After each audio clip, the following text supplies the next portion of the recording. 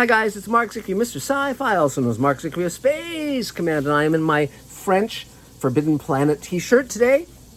So all is right with the world. But you know that the previous video that I posted, I accidentally posted to Mr. Sci-Fi rather than to my other channel, Mr. Politics, because I try and keep politics out of Mr. Sci-Fi. But it was a mistake.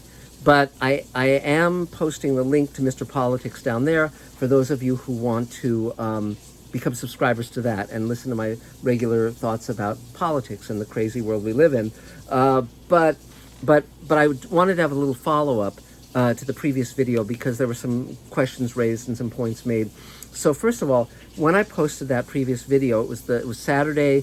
The only looting that had occurred was in the tennis shoe shop just up the street from me. So I was saying that it was just kids because at that point it just was kids stealing tennis shoes. Now, of course, there's been a lot more looting all across the country.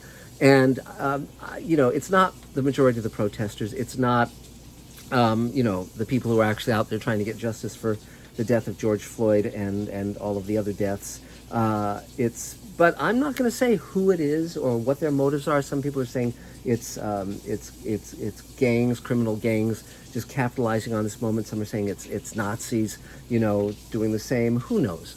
But at least I know when I don't know the answer, when I don't know. And rather than making a guess, I'm just going to say, look, if I really wanted to find out, I would, you know, I'd go down to where things are being looted and I would talk to people and see what the real scoop is. And, you know, but I'm not going to do that because I don't want to endanger myself, clearly.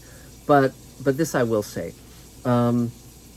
The protesters are not the enemy. The protesters are not the villains. The protesters are not, for the most part, rioting or looting shops. The protesters are protesting injustice. We all saw that man murdered on TV, and it's been pointed out that he may have had drugs in his system, methamphetamine and phenol. That's, you know, okay, if he was belligerent, that's one thing, but he was lying down, face down on the ground in handcuffs. Okay, so it's still murder. It's still murder. And those cops should all be indicted, all of them, because they're cops. It's not like some guy on drugs who's belligerent. He's a regular guy, and yes, he should have justice served. He should have been arrested, clearly, but that's not a death sentence. It's not up to the cops to decide that. It's up to the cops to be responsible and leave that up to the courts. So that's still, I mean, people want justice. And then the question becomes, what is justice? You do not solve injustice by creating more injustice, by firing tear gas and rubber bullets at peaceful protesters, by threatening to call out the army and start killing people. The way you get justice is you say, okay, what is justice? Well, for now, justice is arrest all 4 of those cops.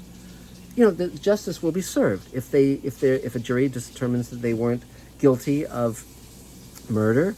Then it's a jury deciding that. But we all saw on television that they were all culpable and they were all responsible for that man's death, and the autopsy has borne that out. The autopsy is listing it as homicide because it is.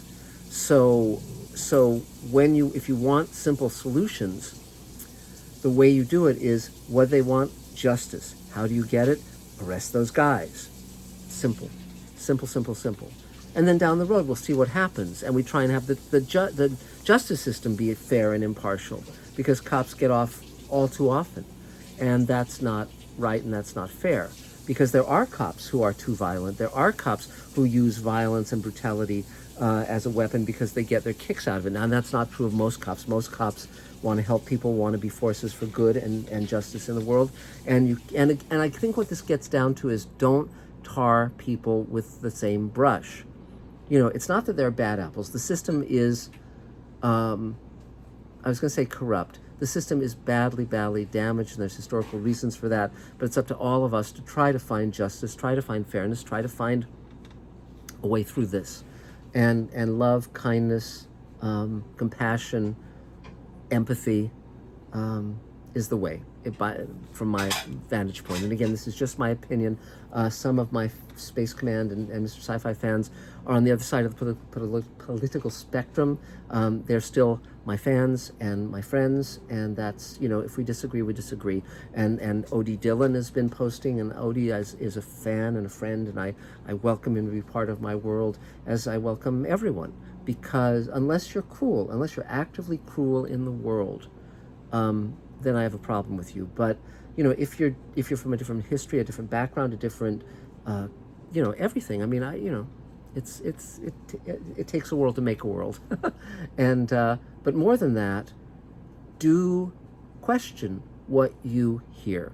The news on, it's easy for the news to be slanted. It's easy for the news to present things in the most inflammatory way. We also have the Russians with disinformation campaigns on social media. We have a lot of stuff being thrown our way. So don't take any of it for granted.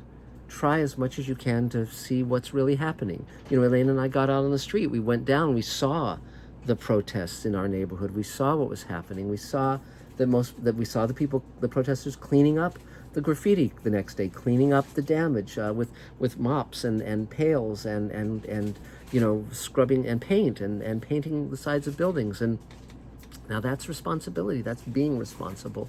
And the cops were there, and the fire department was there, and everyone was getting along. There was no bad blood. There was no, hassle, no danger. Everyone was there to be part of our society and part of our community.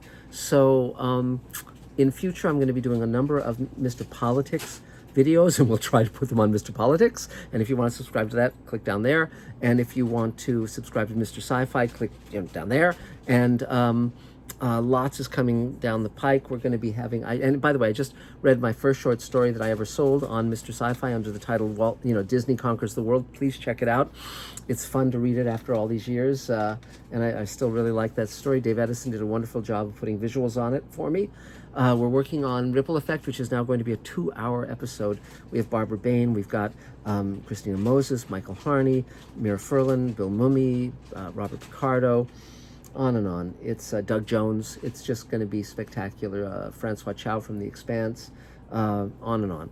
So, and Nichelle Nichols, of course, the great Nichelle Nichols. So, lots of Mr. Sci-Fi stuff coming down the pike. We're going to have another crowdfunding campaign. We're selling shares. Now, if you've wanted to buy a share, but you couldn't afford the $7,500, I've just talked to my attorney, and we can offer half shares or 1/3 shares. So $2,500 or $3,750. So if you don't have the $7,500, contact me anyway at markzickery@gmail.com or 323-363-1259. For $4,000, we can finish taking the cave walls and turning them into an alien spaceship. We can, we can keep the studio open. We can hire another VFX artist for that amount. We can do a lot. We can make a little go a long way, but we still need the little. And and if you haven't bought a Space Command t-shirt, they're for sale just down here. And you can get Space Command leggings, Space Command phone cases, all that stuff.